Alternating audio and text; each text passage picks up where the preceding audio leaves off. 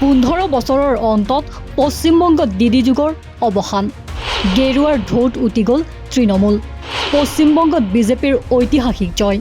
15 বছৰৰ অন্তত মমতা বেনাৰ্জীৰ চৰকাৰৰ পতন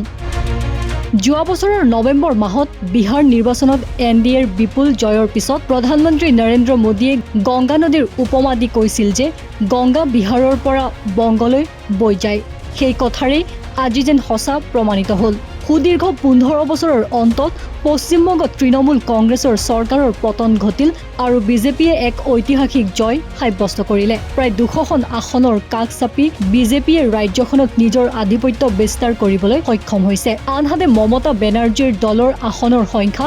অস্বাভাৱিকভাৱে হ্ৰাস পাইছে দশক ধৰি চেষ্টা কৰাৰ পিছত অৱশেষত পূব ভাৰতৰ এই গুৰুত্বপূৰ্ণ ৰাজ্যখনত গেৰুৱা দলটোৱে নিজৰ ভেটি সুদৃঢ় কৰিলে নিৰ্বাচনৰ ফলাফলে প্ৰমাণ কৰিছে যে পশ্চিমবংগৰ ৰাইজে এইবাৰ কেৱল পৰিৱৰ্তন বিচাৰিছে যোৱা কেইবছৰমানৰ পৰা বিজেপিয়ে দুৰ্গ হিচাপে পৰিচিত উত্তৰ বংগই এইবাৰো আশানুৰূপ ফলাফল দেখুৱাইছে ইয়াৰ লগতে তৃণমূলৰ দখলত থকা কেইবাটাও দুৰ্গত বিজেপিয়ে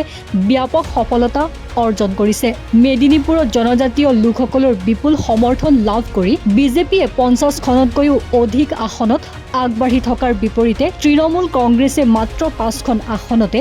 আবদ্ধ থাকিবলগীয়া হৈছে একেদৰে বৰ্ধমান কলকাতা আৰু হাওৰাৰ দৰে তৃণমূলৰ দুৰ্গসমূহতো বিজেপিয়ে এক প্ৰকাৰ হাস বহুৱাবলৈ সক্ষম হৈছে ৰাজ্যখনৰ প্ৰেচিডেন্সি অঞ্চল আৰু মালদাহতো বিজেপিৰ প্ৰভাৱ বাৰুকৈ পৰা দেখা গৈছে অৱশ্যে ইয়াৰ মাজতো দক্ষিণ কলকাতাৰ ভবানীপুৰ সমষ্টিত মুখ্যমন্ত্ৰী মমতা বেনাৰ্জীয়ে প্ৰায় 17,000 ভোটত আগবাঢ়ি আছে এই সমগ্ৰ নিৰ্বাচনী যুঁজখনৰ সন্দৰ্ভত প্ৰতিক্ৰিয়া প্ৰকাশ কৰি বিজেপিৰ ৰাজ্যিক সভাপতি সমীক ভট্টাচাৰ্যই কয় যে এইবাৰৰ নিৰ্বাচন হৈছে প্ৰত্যাখ্যানৰ নিৰ্বাচন শিক্ষক নিযুক্তি কেলেংকাৰীৰ পৰা আৰম্ভ কৰি ৰাজ্যখন তীব্ৰ নিবনুৱা সমস্যালৈকে বিভিন্ন কাৰণত ৰাইজে তৃণমূল কংগ্ৰেছক নাকচ কৰিছে বুলি তেওঁ মত প্ৰকাশ কৰে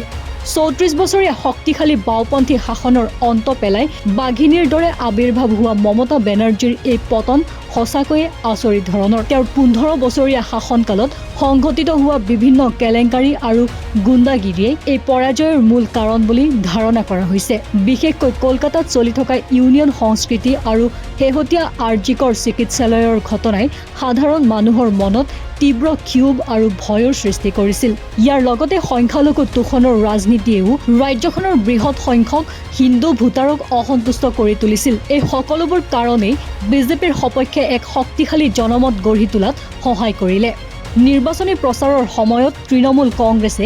বঙালী আৱেগক মূল অস্ত্ৰ হিচাপে ব্যৱহাৰ কৰিবলৈ চেষ্টা কৰিছিল বংগই নিজৰ কন্যাকহে বিচাৰে বুলি শ্লোগান দিয়াৰ লগতে বিজেপিয়ে ক্ষমতালৈ আহিলে মাছ মঙহ খোৱাত বাধা আৰোপ কৰিব বুলিও ৰাইজৰ মাজত ভয় সুমুৱাবলৈ চেষ্টা কৰিছিল তৃণমূলৰ দাবী আছিল যে বিজেপিৰ আগমনে বঙালী ভাষা আৰু সংস্কৃতিলৈ ভাবুকি কঢ়িয়াই আনিব আৰু হিন্দী সংস্কৃতি জাপি দিব কিন্তু ফলাফলে দেখুৱাই দিলে যে সাহিত্য সংস্কৃতি আৰু চাহ আড্ডাৰ এই ৰাজ্যখনৰ জনসাধাৰণে এতিয়া এইবোৰ অপপ্ৰচাৰত গুৰুত্ব নিদি কেৱল পৰিৱৰ্তন বিচাৰে নিবনুৱা সমস্যা ভয় আৰু দুৰ্নীতিৰ পৰা পৰিত্ৰাণ পাবলৈ ৰাইজে বিজেপিক আঁকোৱালি লৈছে